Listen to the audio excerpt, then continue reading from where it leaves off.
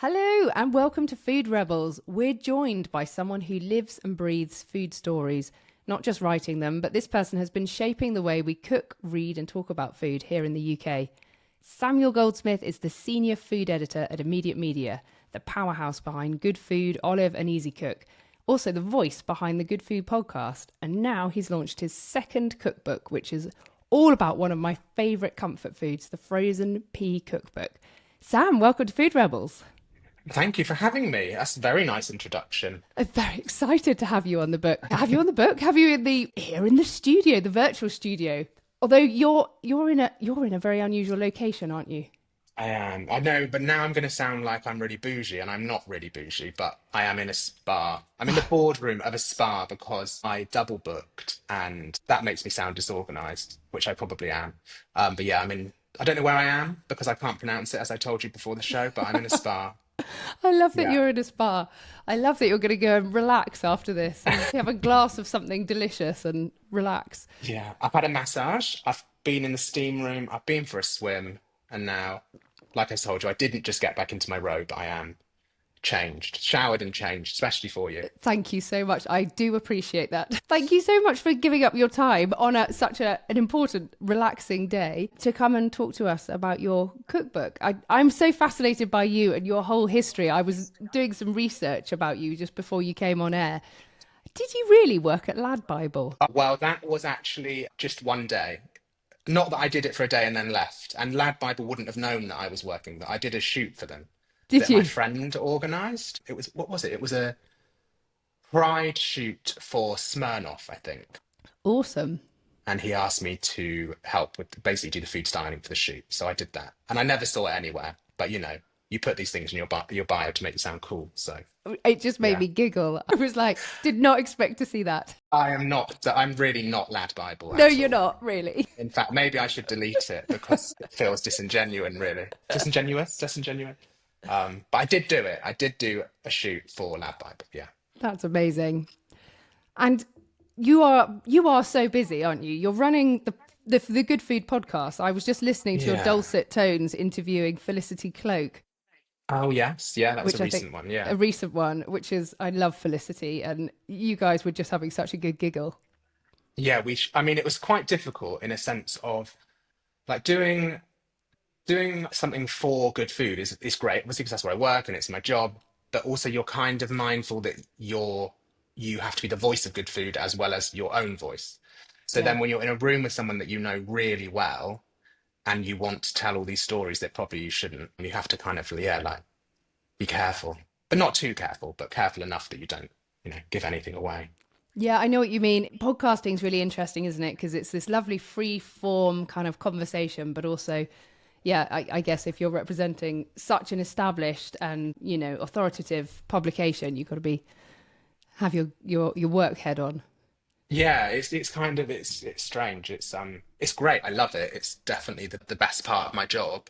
But yeah, you have to kind of it's just more it's harder when did you refer to the Felicity Cloak episode? That's like a more difficult thing when you're sat with someone you know really well and actually you just want to chat rubbish for an hour, but you can't because you've got to give the listeners something to take away rather than the fact that you know each other really well. Yeah, I mean, so how does it work then? How do you balance your workload between as senior food editor? What does that mean? What does that entail? Well, I guess my job really, and that part of my job is mainly kind of managing workflow, which is going to sound really boring to your listeners. But I basically, because I used to be a teacher, I think they were like, right, great, he's bossy. So let's get him in and he'll tell everybody what to do and make sure everyone hands their work in on time. Do I manage that? Mostly, I would say. But, I'm not that bossy. Bossy and nails on grammar.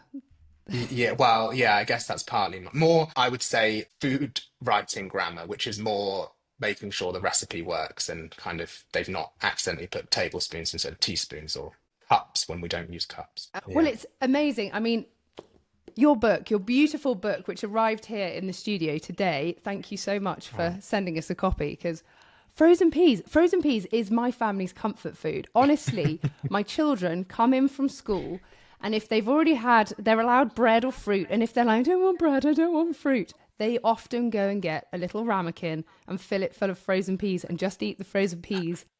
as they Right. are. How weird is that? But I don't No, even do you think know it's what? weird. We do it as a Yeah, family. loads of people do it, I think. Although I should say that there does say on the back of the packet that you shouldn't do that. So Yeah, I know. I don't want to be telling people that that's safe in case they come for me. But yeah, loads of people do it. My friend used to do it at school. She used to buy a bag of frozen peas on the way to school and eat them, which I had never ever heard of. And I think really before I started writing the book, I only ever thought of them as like a side or kind of in like a shepherd's pie or something. I didn't hadn't quite explored how versatile they were. The obsession that the nation actually has Mm, with peas. It's like with yeah, weaning kids, it's one of the first things that they eat because it's so sweet, especially a petit pois. It's wow. like they're just so sweet and they like picking them up and just mushing That them. terrifies me though, because I mean, I haven't got children. I've got two little brothers who were like, I think the youngest is 20 years younger than me. But that would freaks me out because if they choked on a pea. But I guess they're small enough, aren't they, that you Peas are can just small swallow it. enough. Yeah. Yeah. It's like grapes and blueberries you want to worry about. Okay.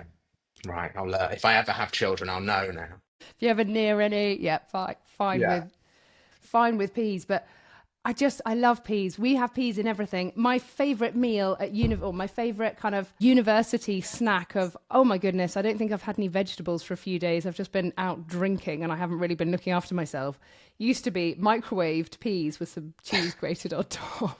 Very nice. But they are so tasty on their own.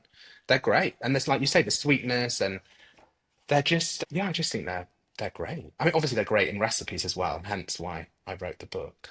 But Mm. they are so. I think yeah, like you know, your children doing it from frozen. I think even if you cook them, blanch them quickly and put some garlic and cheese, parmesan with them or whatever. I think just simple, they're great. They are great. So what was it about peas? Why did you decide? Because your first, yeah, sorry. Yeah. No, no, go. No, please. Well, I was like jumping around on questions there because your first book was tomato soup, was it? Yeah, tin tomatoes. Tin tomatoes. Tin Yeah. tomatoes. Okay, so pure ingredient again. Yeah. I think it's more about those ingredients that everybody has in the cupboard but they don't necessarily think as kind of like the heart of the meal or to base a meal around them. So I mean, a tin of tomatoes is slightly different to be fair to frozen peas because it does form the basis of many a dish. Mm, But I just think people have always got a tin of tomato. Sorry, I think people have always got a tin of tomatoes in the cupboard, and yeah. people always have a packet of frozen peas in the freezer.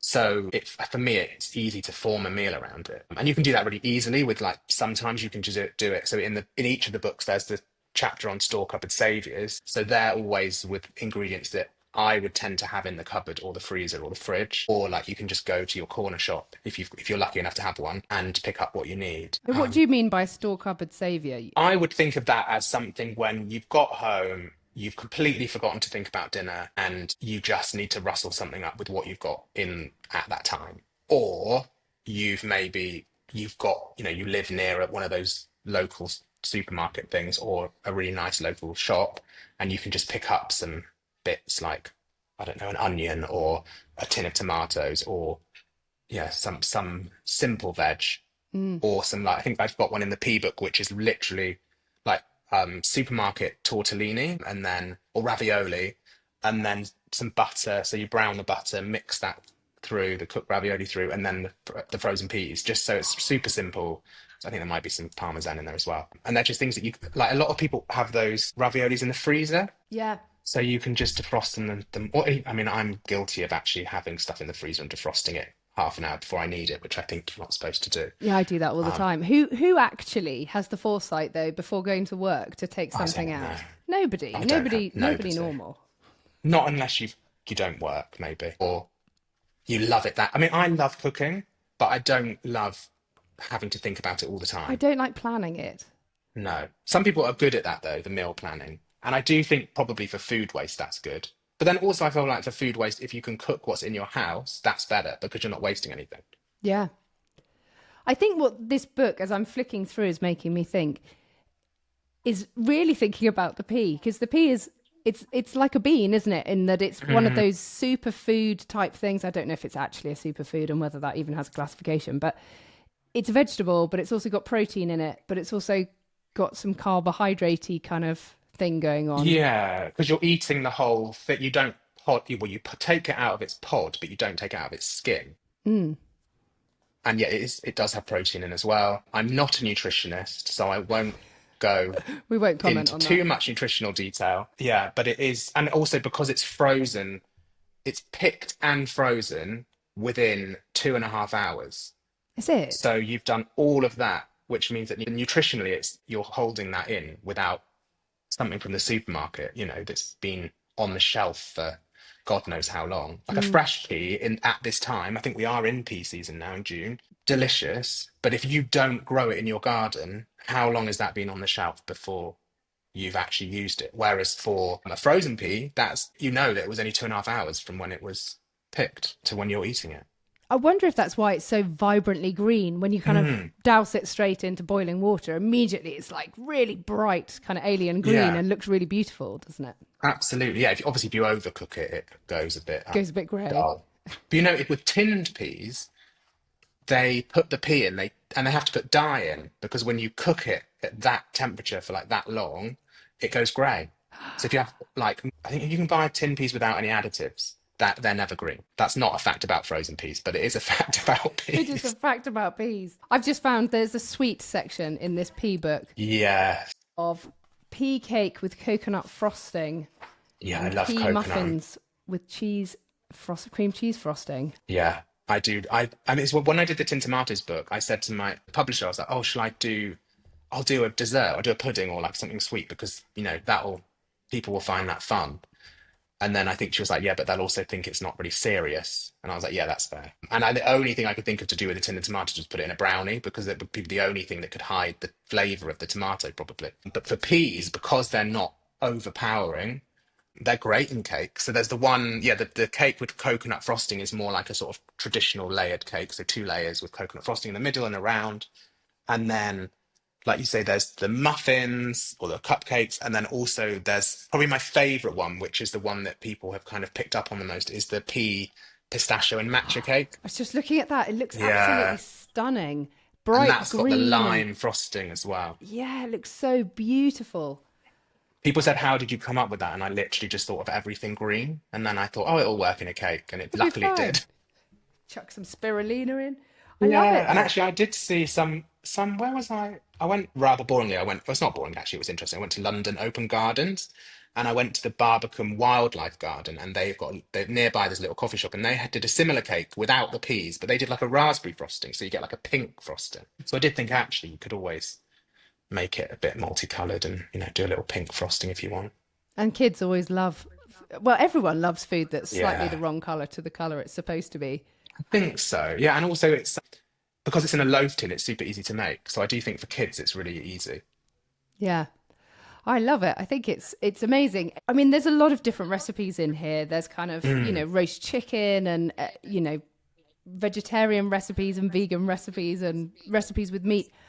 What's your favorite kind of food to cook? You know what? I am quite a sort of basic home cook, as in not, I can do the other stuff. I can make choux pastry and do all of that kind of fancy stuff, but I just love food that's really comforting. Kind of like if I go, I'm lucky enough to go to some Michelin star restaurants every now and then. And they're lovely, and it's really nice to see some like people that are really thinking about what they're putting on the plate and kind of coming up with new concepts and things. But then I just love when you go to kind of like, I don't know, somewhere where they're just cooking something really comforting and kind of something slow cooked. I just love that kind of wholesome food, really. I went to somewhere in is it Bergen, I think? We went on a trip and there was this restaurant, I think it was called the Daily Pot. And you literally just had like 6 pots of food and you just go in and everything's like a sort of soup or a stew or something like that. And you can choose between those 6 things. And it was just so great because that's the kind of thing I like to eat, really. Yeah, I know exactly what you're talking about. At the weekend, we went to a restaurant. I don't. It's called. Oh, what's it called? Rochelle Canteen, I think. Oh yes, very nice. Near. Margot Henderson, isn't it? Yes. Oh my goodness, Yeah. that was incredible. But it was quite simple food, Mm. just done beautifully with incredible depth of flavor, and it was Yeah. comforting. It was like lamb and caponata, and it was just like so Yeah, good. that's what I want. I just want to I want to look at it and think, yeah, that's what I want to eat. I don't want to look at it and go, what is that? What's this person trying to do here? I mean, sometimes I want that. Sometimes that's nice to kind of think, oh, that's really clever.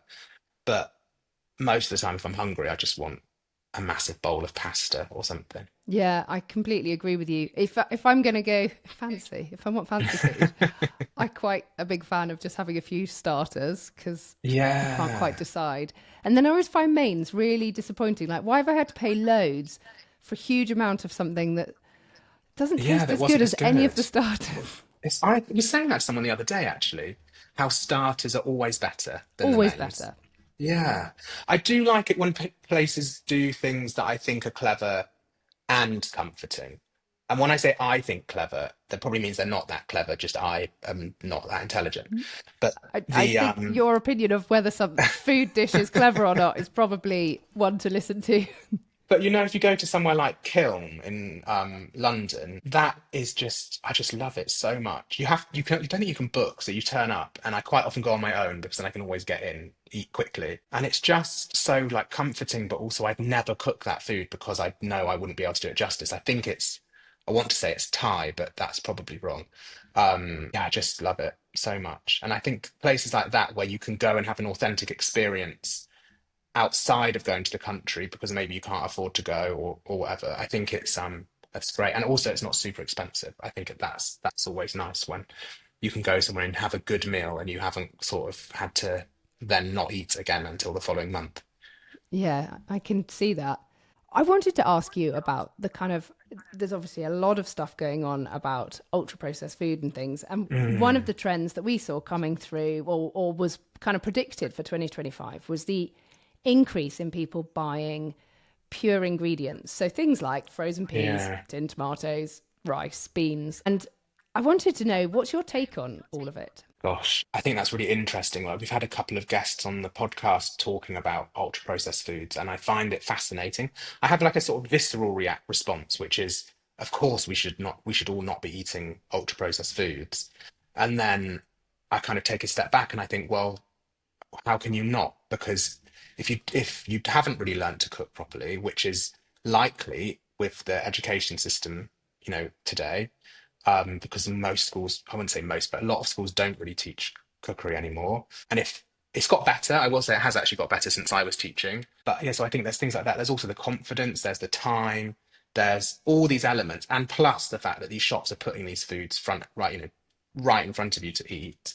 I think there's no surprise that people are eating all these ultra processed foods. But I do think what's good is that people are understanding now that it can't form the majority of your diet. And I would just say to people that if you can start cutting it out gradually, then that would be great. And just try as hard as you can to find a way that works for you to cook simply and with using as many unprocessed foods as you can or natural foods. But I also think like there are when we were talking to nutritionists about it, she was saying, there are some foods that are process that actually, if you aren't good at cooking or you aren't going to make foods from scratch, then actually they form an important part of your diet. Like I think bread that's been fortified with certain nutrients. So yeah, I'm just waffling now, but I think it's a really difficult subject because I think that if you're somebody who uses a lot of ultra processed foods because that is the only way in which you feel confident eating, then I don't think it's right for people that have time, have the knowledge to And the kind of judge means? them. And the means as well, yeah. It's not, although I do think if you can, I don't know, I think it's really difficult because as well, living in London, it's easy for me to say, well, if you can go to the market, you can pick up a bowl of XYZ for £1. But I haven't always lived in London, and I know that like even when I lived in the southwest, like it markets weren't as easy to come by unless you drive out to them, which means you're spending half a day going to somewhere to get some fresh produce that's cheap. So I think it's really hard. I just think I think if it's about learning what you can use that's affordable for your budget and also that you feel comfortable and confident cooking. And I think that is a responsibility for people like myself that are writing recipes because I think that we need to start cutting out those ingredients so that they're not out right in front of people's eyes. But also, I think that probably the supermarkets need to start kind of helping out a bit but I don't know how that would work and I'm not a political person really, so I shouldn't say. No, I know exactly what you're saying. There's so many sides to it, isn't there? When I first sort of started deep diving into this, and I read an article by the brilliant Bea Wilson about, I don't know, it's about 5 years ago that she first introduced this concept. And I remember at the time having quite a visceral, I don't want to know, Yeah. like almost cross, going, I'm a really busy, I'm a mum, I'm Yeah. running a Yeah. business, I haven't got time. Are you now telling me, are you high? Am I supposed to go and like make this? Are you kidding? I'm not going to do that. I'm just not. And it was Yeah. like, you know, it's taken a lot of time and a lot of kind of rereading. And I've read Ultra Processed People by Chris Van Tulleken, and we've got Dolly Van Tulleken coming on the show next week. And I'm fascinated by it, but I'm actually receptive now. But I have to say, I've spent 3 to 5 years going, no thanks. It's really hard because I think you kind of feel judged a little bit, I Yeah, think, when totally. and I do think that's where you have to be really careful and you have to sort of bring people along on the journey and do it slowly. And I think the same is true a little bit. You know, it's the same way that we think about climate change, is that when someone comes down really heavy on you and it's like, you can't do this, you can't do that, you shouldn't do this, you shouldn't do that, why are you doing that? Why are you doing this? Well, I think your one's response is almost like, whoa, like, who are you to tell me? Rah, rah, rah, rah, rah. Yeah. Whereas if you're kind of like saying to people, oh, well, of course you can still eat this, but why don't you also, you know, for one day a week, why don't you try and do this? Yeah. And then gradually you kind of ease over to it, because you can't expect people to just change the way that they cook and change the way that they eat I mean, immediately. I haven't been able No. to, because at the end of the day, I'm still working. I'm still trying to, Yeah. the juggle's real, right? There's two things I think that happened. One, I did what you're saying, is I just started to swap out some of the worst offenders and just started Yeah. to look at the back of the packs and be like, okay, stabilizers, emulsifiers, apparently these things aren't great. Some are not as bad as others. Fine, fine. But again, who's got time? But I Yeah. did do it. And I think the second one was, I think there's a big cultural thing about none of us got time. We're all on the go. We're all on the go. There's food on the go. You know, there's all these things that talk about needing to eat your breakfast while you're running along, presumably to catch your train to get to London or whatever. Yeah, absolutely. You know, the kind of showing us all being harassed. We are all harassed. You know, we are all, I have got my kids kind of having an argument with me about their sports kit as I'm trying to get out the door. This is true. But I think because it's also then reflected back to us through certain media sources and things, it makes it worse. So you start to really go, gosh, I really don't have time. And what I've been fascinated by is when I went, I really think I need to make time now to, you know, occasionally make my own bread, or I Yeah. haven't actually done that one. I just thought that No, sounded I good. don't I haven't done that. I did once do it in lockdown, but anyway, that was a long time ago. I just started to make more time to actually make something in advance, and suddenly, you know, to actually prep a recipe or something, and actually discovering that it didn't take necessarily that much more time than just sticking a chicken Kiev in the air fryer was taking No, previously. exactly. And there are some like really clever people, I think, as well, like Suzanne Mulholland, who's the batch lady. Oh, And yes. Yeah. she batch cooks. What I think of batch cooking is that I'll make a chili, say, and I'll cook 400 portions of it, and then I'll put them in the freezer, and then, or I'll leave it in the fridge for a while, and we will eat chili every single day for the rest of our lives. But she's so clever with it and prepares it before cooking sometimes, like lays it in a bag, freezes it, and then when you're ready, you get that bag out and you sort of finish the cooking. And I think we need to just be thinking about it in ways that, like I say, it helps people that don't necessarily know how to cook or think that they don't know how to cook. Because actually, I feel that most people are actually quite good at cooking. They just don't feel like they are. And Yeah. probably that's because they put it in front of their kids and their kids go, yeah, even though that's not really true. It's just that in the moment, that child feels like that. So I think, yeah, I think we need to kind of learn to cook that in a way that it works with what you do. And I also do really wish that food was taught in schools more. I think that would really help. I think, Yeah.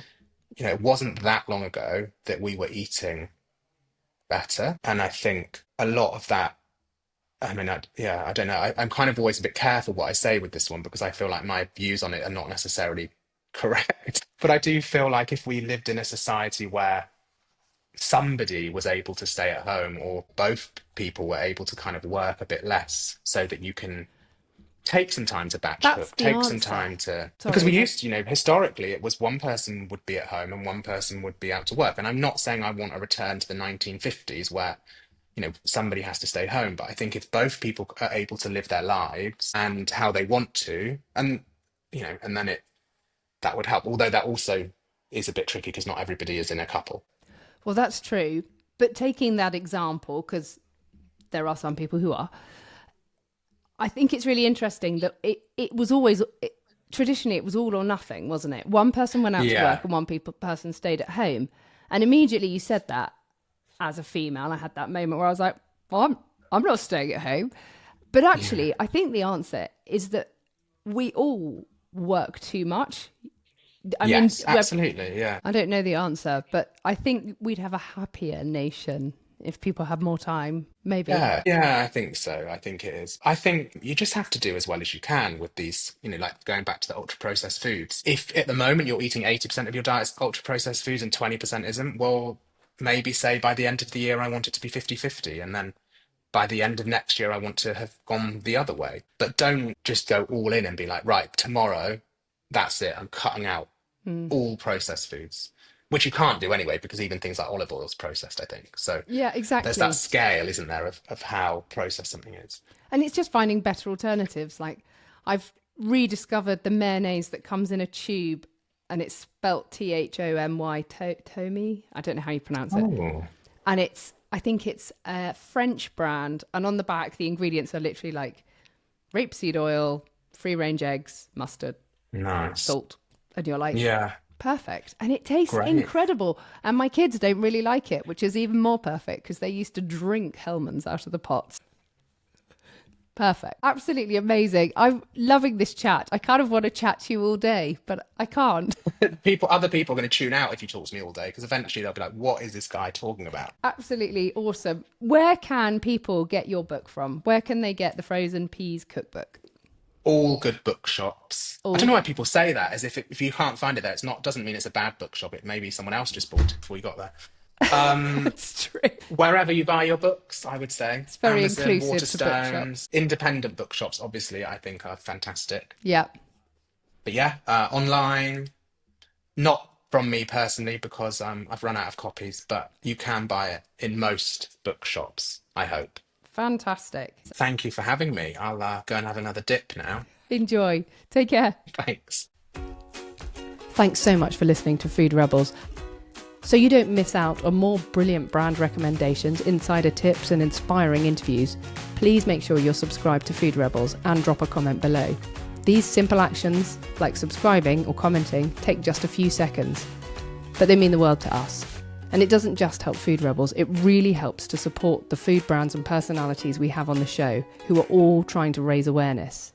And if you know any brilliant brands, or food founders, or chefs, or campaigners, who have a really great story to tell, then do let us know. You can get in touch with us either via our website, or you can reach out on social media. Our handle is @food_rebels_, and we love hearing from you. Thanks so much for listening.